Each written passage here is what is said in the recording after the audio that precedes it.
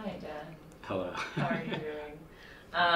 Thanks for coming in to talk to us a little bit today about um, imagery and symbolism and tradition and how you see yourself engaged in traditions and poetry.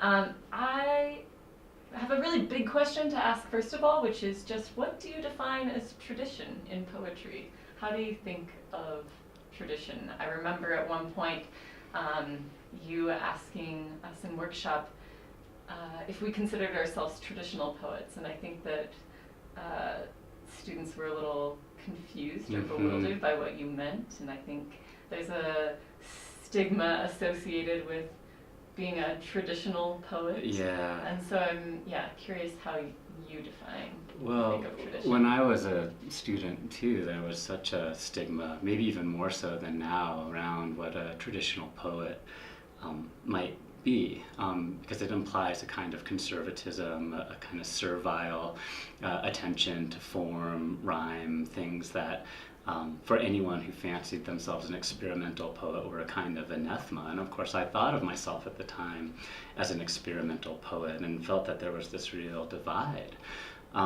That over the intervening decades, really, of writing poetry, I've come to think it isn't a divide at all, and that somewhere embedded deep within what tradition most truly is the deepest root of poetic experiment, which isn't necessarily anything to do with what a poem looks like or how it behaves on a page, but an ongoing interest in those conditions that triggered human consciousness at the very beginning of what it is to represent something of the world and your life in connection to that world.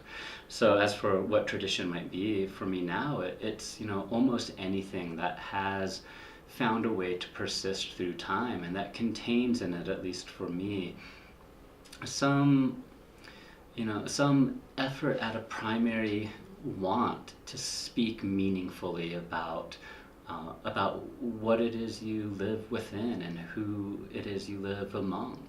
And so I've really have come to this place where the kind of deep momentum of my own poetic practice is this experiment back towards tradition, rather than an experiment that takes one away from it. And I've kind of completely undermined, at least in my own head, I encourage it in others, the stigma of being a traditional poet. Nice. This may or may not be an example of this, so you can maybe expound on that, but your poem, In a Station of the Metro, takes its title from Ezra Pound's famously paratactic and succinct Images poem, In a Station of the Metro. Can you talk a little about how this poem is in conversation with Pound, or how you came to write it? Yeah, absolutely. Well, I think actually what was my introduction into tradition in the way that now has me lingering most with ancient Greek poets primarily, and the Romantics, was a kind of dive into modernism and the way that those relict traditional texts entered into them. And so Pound became someone I started paying attention to fairly early on in my writing life. And he's just such a nettlesome, troubling kind of figure. And I have many questions, both about his ethics and about the aesthetics of poems that in the end I love as deeply as I can love certain poems. In a Station on a Metro is not necessarily one of those. And the reason I wrote it is, I often teach intermediate poetry workshop or advanced poetry workshop at the undergraduate level. And especially at that intermediate level, I would find myself saying the kinds of advices that Pound wrote in his lists of don'ts of what one should accomplish in poetry, of the quality of image, of always cutting out the word to the most succinct expression possible. And there's this famous story around that two-line poem, three if you include the title, which it really does need, that it had been a very extensive poem that over a period of months and months he honed down to these perfect two images, and that poem is itself exemplary of all the kind of dogma of which he wants to write. And what troubled me so much is any time I would give this advice that I find very troubling, it would make that student's poem better. And I decided I wanted to go back and open up that poem in some way, going against every kind of dictum he gives about how a poem should work, about what a good poem is, to betray all of those and in some strange way return the poem to its original size. So that was the kind of trigger. It was a kind of questioning and a kind of argument of a kind with Pound.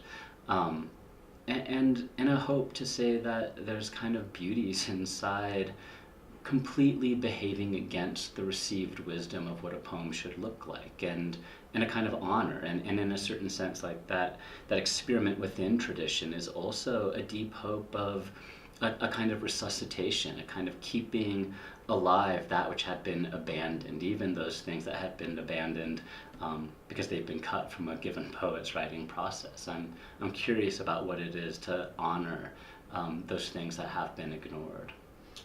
Yeah, there seems to be this resistance to perfection in poetry, or the idea of a perfect poem in your poetry and what you're describing. And I remember a story that you told in workshop about a writing class you were once in, and an exercise involving writing the perfect image. Yeah. I was wondering if you could tell us a little bit about this story, because I feel like it illustrates this sort of resistance that you're talking about. It might be the moment in an odd way that kind of made me, I mean, it changed me in some way, in the way that like primary conflicts in one's life can.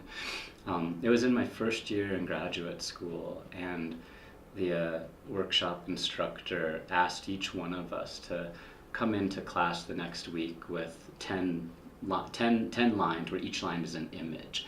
And it was, meant to be as perfect of an image as we can. And we all showed up, and he would have us read them out loud, and would one by one say how none of the lines were working as an image, which at one level felt belittling, and of course reacted in that kind of young and arrogant way one can, of thinking that it's just so misguided, and so it's kind of needlessly cruel that he was doing this. Thank you for not being needlessly cruel. Yeah, I'm only usefully cruel. And not that very often, I hope. No. He got to the end, and he said this thing where, after I had kind of expressed a kind of indignation that, that a lot of these images are actually working quite beautifully, and he said, here's an example of what I mean. You can, a teacher, an art teacher, gave a student a piece of charcoal and a paper and said, make as many different colors of black on this paper as you can. And the student came back with 10 or 20 or whatever it was. And then my teacher said, and then the master took that and made 1,000 shades. And he was trying to give us this example of what it was, of how finely nuanced, I guess, an image within language can be.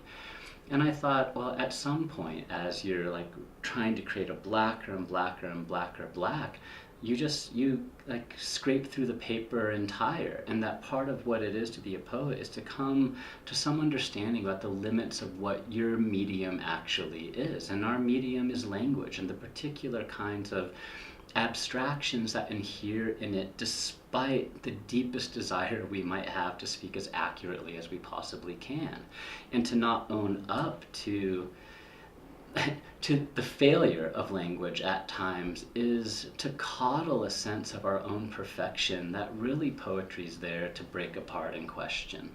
I didn't know that's what was driving my kind of angry response at the time, but 20-some years hence, it's obvious to me that it was a discovery about figuring out not exactly the kind of poet I am, but figuring out, as every poet must, what language is for me, how language behaves, what I value in it, where it frustrates me, what its promise is, what its failure is.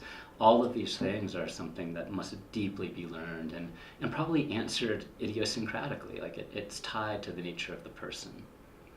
No problem.